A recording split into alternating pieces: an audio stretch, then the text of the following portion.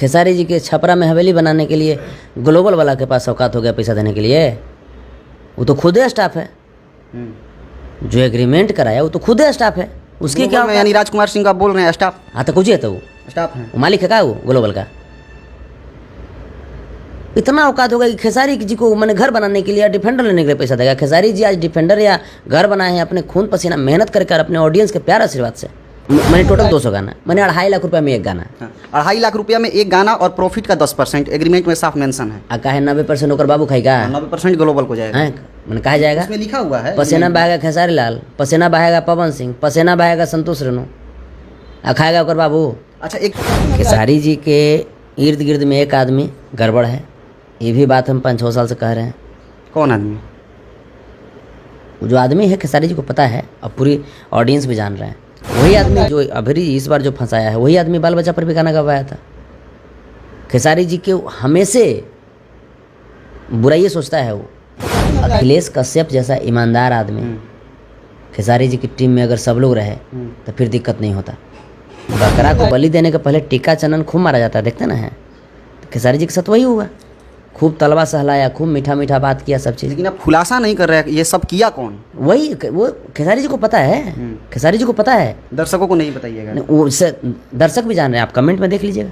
खेसारी जी जो जाते थे मनोज तिवारी जी के प्रचार में, सबकी बातों को दरकिनार करके, तो मनोज तिवारी जी कहिया काम आएंगे? खेसारी जी को चाहिए कि मनोज तिवारी जी के पास इन मैटर को लेकर के जाएं और सॉर्ट आउट कराएं।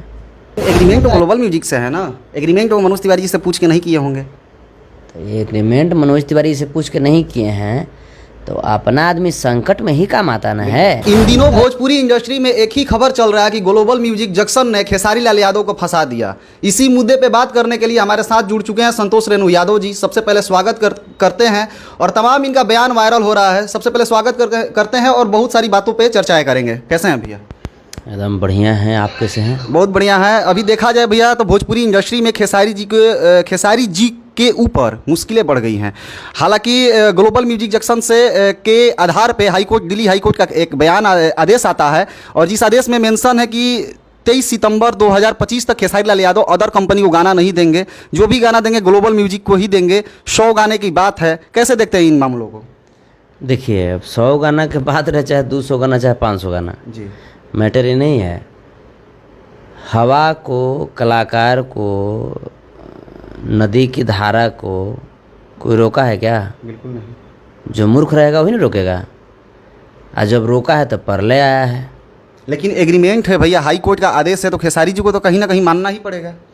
नहीं, तो हाई कोर्ट का आदेश है, माननीय न्यायालय का सम्मान करते हैं हम भी, और सब लोग को करना चाहिए। लेकिन माननीय न्यायालय में भी भावनाओं को समझा जाता है, और तमाम लोग हैं, तमाम अभी जनता की अदालत हैं, जनता की अदालत पुनः माननीय न्यायालय के पास जाएंगे। और रही बात कि खेसारी जी जो जाते थे मनोज तिवारी जी के प्रचार में, सबकी बातों को दरकिनार करके, तो मनोज तिवारी जी कहिया काम आएंगे? खेसारी जी को चाहिए कि मनोज तिवारी जी के पास इन मैटर को लेकर के जाएं और सॉर्ट आउट कराएं। लेकिन मनोज तिवारी जी के ही पास क्यों जाएं? भाई तो चुनाव प्रचार कीजिएगा मनोज तिवारी के, आओ मैंने लेकिन एग्रीमेंट तो ग्लोबल म्यूजिक से है ना, एग्रीमेंट तो मनोज तिवारी जी से पूछ के नहीं किए होंगे। तो ये एग्रीमेंट मनोज तिवारी से पूछ के नहीं किए हैं तो अपना आदमी संकट में ही काम आता ना है। तब मनोज तिवारी जी के संकट में खेसारी लाल जी खड़ा रहे, जब उनको चुनाव में प्रचार करने की बात आई तो खेसारी जी खड़ा हो गए, यहाँ तक कि हमरों से विरोध करके गए। आपसे विरोध करके गए? हाँ, उस समय हम बॉम्बे से आ रहे थे, हमको पता चला कि मनोज तिवारी जी के प्रचार में जा रहे हैं, तो हम फ़ोन किए उनको। मैं कहा भैया कहाँ हैं आप? बोले कि दिल्ली में हैं। मैं क्या कर रहे हैं भैया? बोले कि आए थे मनोज भैया के प्रचार में। हम कहे भैया वो भाजपा में है, और भाजपा जो है वो गरीब का पार्टी नहीं है भैया, गरीब का विरोधी है वो, और आप भी गरीबी से उठे हैं और भाजपा को सपोर्ट करने जा रहे थे। कि नहीं भाजपा को नहीं, मनोज तिवारी को। हमको तो मनोज तिवारी तो भाजपा के ना हैं। तो बोले कि जो हमको साथ दिए हैं समय पर। तो हम कहे कि आपको प्रोफेशनली साथ दिए हैं, आप उनको अभी जो काम करने जा रहे हैं वो सोशली साथ होगा, पॉलिटिकली साथ होगा, आप उनको प्रोफेशनली साथ दीजिए, उनको 2-4 को फिल्म दिलवा दीजिए। लेकिन नहीं संतोष ऐसे वैसे। हम कहे कि ठीक है, लेकिन आप बिहार में भाजपा का प्रचार करने के लिए मत आइएगा भैया, नहीं तो पहला विरोधी हम ही रहेंगे। तो इस पे वो बोले कि जे तो हम जो बताओ तो हम कहाँ जी, हम कहे कि आपका अपना है, लालू प्रसाद यादव जी के पास रहिए, तेजस्वी यादव जी के पास रहिए। तो वो बोले कि हमको निमंत्रण मिला है। हम कहे तो घर में निमंत्रण की ज़रूरत होता है। तो उस समय पहली मेरी थोड़ा सा जो नोक झोंक हुआ किसी बात को लेकर खेसारी जी से, तो इसी बात को लेकर के हुआ था। उस समय भी हम इनको बोले थे कि मनोज तिवारी आपको फंसाएगा। लेकिन वीआईबी विजेंद्र सिंह भैया बोल रहे हैं कि खेसारी जी के जो इर्द गिर्द लोग हैं उन्हीं के कारण खेसारी जी कहीं ना कहीं फंसे हुए हैं। हम देखिए, खेसारी जी के इर्द गिर्द में एक आदमी गड़बड़ है, ये भी बात हम 5-6 साल से कह रहे हैं। कौन आदमी? वो जो आदमी है खेसारी जी को पता है और पूरी ऑडियंस भी जान रहे हैं। ऑडियंस को भैया बता दीजिए। अखिलेश कश्यप जैसा ईमानदार आदमी खेसारी जी की टीम में अगर सब लोग रहे तो फिर दिक्कत नहीं होता। तो अखिलेश कश्यप जी ईमानदार हैं तो बेईमान कौन है? बेईमान खेसारी जी को पता है। हम ऑलरेडी फ़ोन पे भी बोल दिए हैं उनको। हम उनको बोले हैं कि आदमी आपको फंसाएगा। और अभी तो इतना ही ना हुआ है, पहले बाल बच्चा पर गाना गवाया, उसमें फंसवा दिया। उनका टीम गवाया। और कौन गवाया है? वही आदमी जो अभी इस बार जो फंसाया है, वही आदमी बाल बच्चा पर भी गाना गवाया था। खेसारी जी के हमेशा बुराई सोचता है वो, अपन भंडारा मार लेगा अब बस होकर बाद काम खत्म। वो तो बी टीम का आदमी है, विपक्षी टीम का आदमी है वो। उनके कैरियर को कैसे देखते हैं? कैरियर पे लोग सवाल उठा रहा है कि 2 साल में उनका कैरियर खत्म हो जाएगा। देखिए, अब तो जब आप दिमाग से नहीं चलिएगा, खेसारी लाल यादव अब एक व्यक्ति मात्र नहीं रह गए ना, सिर्फ एक कलाकार मात्र नहीं रह गए, वो एक ब्रांड है, वो एक पहचान है भोजपुरी की। तो आपको अपना लेवल समझना पड़ेगा। उस पहचान को, भोजपुरी की उस पहचान को मिटाने में लोग क्यों लगे हैं? इसलिए लगे हुए हैं क्योंकि लोग जान रहे हैं कि इसको हरा नहीं सकते। सामंतवादी लोग, मनुवादी लोग, ब्राह्मणवादी लोग जब आपको हरा नहीं सकता तो आपके खिलाफ षड्यंत्र करेगा। यानी आप सीधे तौर पे कह रहे हैं ग्लोबल म्यूजिक जंक्शन के ऑनर हैं या फिर ग्लोबल म्यूजिक जंक्शन के टीम उनके साथ साजिश किया है? हाँ, ये कैसे कह सकते हैं? एग्रीमेंट में ऐसा तो नहीं है। 56 पेज का जजमेंट आया, वीआईबी विजेंद्र सिंह ने हमें दिखाया कि उसमें प्रॉपर तरीका से बात हुआ है। पहला टर्न में 30 लाख रुपया दिया गया है, दूसरा टर्न में 1.5 करोड़ का बात हुआ है, फिर तीसरा टर्न में 3 करोड़ का बात हुआ है, टोटल मिला के 5 करोड़ का बात हुआ है, जिसमें 1.5 करोड़ जाने तक 2022 में ही मामला फंस गया था। इसके बाद भी खेसारी जी सॉर्ट आउट कर सकते थे लेकिन नहीं किए। आप ये बताइए, खेसारी जी जिस समाज से आते हैं उसी समाज से हम भी आते हैं, और उस समाज को शोषित समाज कहा जाता है। शोषित समाज को, जिसमें बैकवर्ड SC ST माइनॉरिटी समाज के लोग आते हैं, उनको पढ़ने लिखने का मौका कब दिया गया? ये तो शोषित समाज थोड़ा सा ऊपर हुआ। परमादरणीय लालू प्रसाद यादव जी, आदरणीय रामविलास पासवान जी, नीतीश कुमार जी, कर्पूरी ठाकुर जी, ये लोग आए, डॉक्टर APJ अब्दुल कलाम जी, भीमराव अम्बेडकर जी, ये लोग आए, तब ना थोड़ा सा अपलिफ्ट हुआ। यानी आप कह रहे हैं कि खेसारी जी पढ़े लिखे नहीं है इसलिए उन्होंने साइन कर दिया? बिल्कुल। हमारा जो समाज है वो बहुत संघर्ष करके खेसारी जी मैनेजर किस लिए हैं? सोनू पांडे जी हैं, विवेक सिंह जी हैं, या वो हम वहीं पे आ रहे हैं। हमारा समाज को अवसर कब मिला पढ़ने का?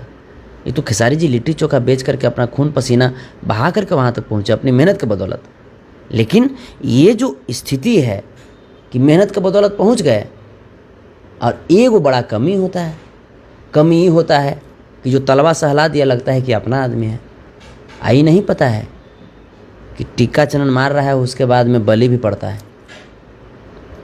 बकरा को बलि देने के पहले टिक्का चनन खूब मारा जाता है, देखते ना है। तो खेसारी जी के साथ वही हुआ, खूब तलवा सहलाया, खूब मीठा मीठा बात किया, सब चीज़। लेकिन आप खुलासा नहीं कर रहे हैं, ये सब किया कौन? वही वो खेसारी जी को पता है, खेसारी जी को पता है, दर्शकों को नहीं बताइएगा। उससे दर्शक भी जान रहे हैं। आप कमेंट में देख लीजिएगा, कमेंट में उनका नाम आ जाएगा।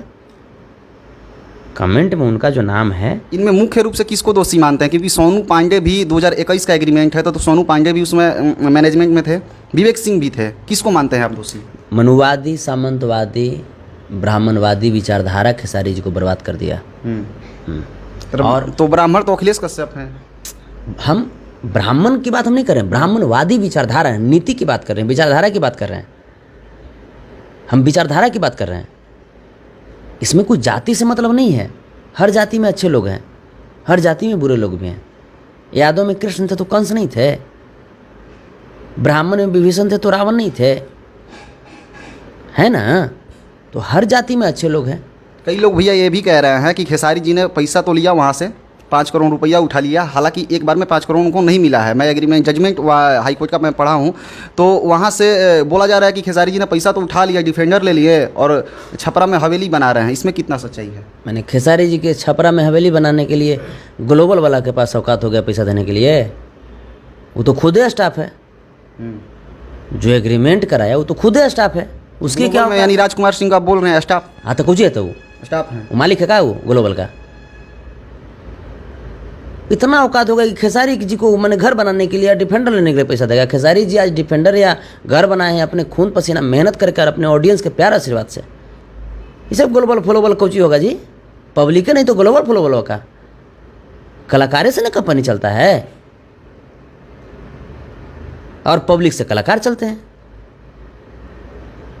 देखा जाए तो ग्लोबल म्यूजिक अपना जाल इस तरह से बिछाया हुआ है कि बिहार या फिर उत्तर प्रदेश की जितनी भी कंपनियां हैं, आदिशक्ति को ले ले, बोका म्यूजिक, या फिर तमाम सिंगरों के पर्सनल चैनल को भी ले लें, तो तमाम ऐसे चैनल है जो कि डायरेक्ट जुड़े हैं ग्लोबल म्यूजिक जंक्शन से। ऐसा नहीं लगता कि ये एक तरह से जाल है और सारे कलाकारों को फंसाने की क्रिया कर रही है? जैसे एक बार हमारे पास भी ये ऑफर लेकर के आया था ग्लोबल, हाँ ग्लोबल का ही कोई आदमी था, तो हमारे पास भी लेकर के आया ऑफर की ऐसा ऐसा बात है, तो हमको लगा कि कुछ ज़्यादा ही प्रलोभन है। हमको लगा वही कि आएगा शिकारी आएगा, दाना छीटेगा, लेकिन दाना मत चुगना नहीं तो जाल में पड़ जाओगे। तो हमको लगा कि हम बोले कि देख भाई, हम एक सॉन्ग की एक बार बात करेंगे हम। वो बोले कि 100 गाना एक ही बार। हम कहे कि भाई हमारा ना उतना टाइम है, हम थोड़ा से 100 गाना के बात कर लेंगे। हम रहते हैं समाज में रहे वाला आदमी है, हम कभी वहाँ जाएंगे, कभी वहाँ जाएंगे, कभी वहाँ जाकर पानी पी लिए गला ख़राब हो जाएगा, कभी वहाँ जा कर के चले गए गोड़ हाथ में मोच आ जाएगा। भैया तू कहेगा कि पहले शूटिंग करवा, हम पहले उन्हें समाज के बात आएगा तो पहले समाज तरफ हम जाएंगे। तो हम कहे कि ये गाना के बात कीजिए, एक गाना करके हम कर सकते हैं। तो कि नहीं 100 गाना एक ही बार, और 100 गाना का पैसा भी उसी दिन दे रहा था हमको। कितना पैसा आपको मिल रहा था कुछ अमाउंट था, और मैंने अच्छा खासा अमाउंट था। तो हम फिर उस जाल में नहीं पड़े। हम कहे कि हम नहीं पढ़ सकते हैं कि 5 करोड़ में शायद 200 गाना की जो बात थी, 100 गाना की बात है। अभी जो गाना लेटेस्ट में अभी 100 गाना जो बाकी पहले दे चुके हैं उसका बात हाँ, मैंने टोटल 200 गाना, मैंने 2.5 लाख रुपया में एक गाना। हाँ, 2.5 लाख रुपया में एक गाना, और प्रॉफिट का 10% एग्रीमेंट में साफ मेंशन है। आ कहे 90% ओकर बाबू खाएगा, 90% ग्लोबल को जाएगा। मैंने कहा जाएगा, इसमें लिखा हुआ है पसीना बहाएगा खेसारी लाल, पसीना बहाएगा पवन सिंह, पसीना बहाएगा संतोष रेणु, आ खाएगा ओकर बाबू। अच्छा एक चीज़ और बताइए, 2021 में क्या खेसारी लाल का गाने का रेट 2.5 लाख था? नहीं, 2021 में उनके गाने का रेट 10 लाख 12 लाख था। तो कैसे 2.5 लाख में एग्रीमेंट हो गया? तो वही तो करें ना कि खेसारी जी जिस व्यवस्था से ऊपर आए वो शोषित व्यवस्था थी, पढ़ाई लिखाई का अवसर नहीं मिला, और एग्रीमेंट जो बना वो इंग्लिश में बना। इंग्लिश में बना तो आखिर समझेगा कौन? इसीलिए तो लोग मैनेजर रखते हैं ना। आप एक चीज़ देखिए, क्या होती है मनुवादी व्यवस्था, ब्राह्मणवादी व्यवस्था। चारा घोटाला किनके शासनकाल में हुआ? जगन्नाथ मिश्रा। और फंस कौन गए? लालू प्रसाद यादव जी। क्यों फंस गए? क्योंकि लालू प्रसाद यादव जी अपने इर्द गिर्द वैसे लोगों को जगह दे दिए जो जगन्नाथ मिश्रा के करीबी था।